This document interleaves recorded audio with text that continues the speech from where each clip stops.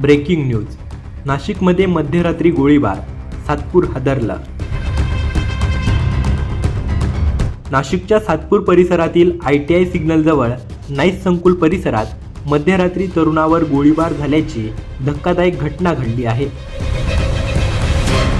ही घटना 4 ऑक्टोबरच्या मध्यरात्री घडली असून जखमी तरुणाचं नाव विजय तिवारी असं सांगितलं जात आहे. गेल्या 2 दिवसांपूर्वीच पोलीस आयुक्त संदीप कर्णिक यांनी वरिष्ठ पोलीस निरीक्षकांच्या बदल्या केल्या होत्या. तरी देखील शहरातील गुन्हेगारी जैसे तीच असल्याचं स्पष्ट दिसतं आहे. गोळीबारानंतर जखमीला शताब्दी रुग्णालयात दाखल करण्यात आलं असून तिथे त्याच्यावर पुढील उपचार सुरू आहेत. दरम्यान गुंडाविरोधी पथकाचे पोलीस अधिकारी रुग्णालयात दाखल झाले आहेत. हल्लेखोर फरार असून सातपूर पोलीस पुढील तपास करत आहे. Bureau report, Nashik.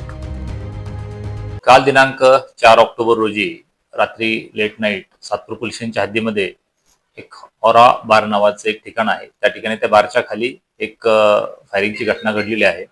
त्याच्यामध्ये यातील जखमी नामे वरुण विजय तिवारी याच्या मांडीमध्ये त्या ठिकाणी एक गोळी लागलेली आहे आणि त्या व्यतिरिक्त त्याला काही इंजुरीज आहेत.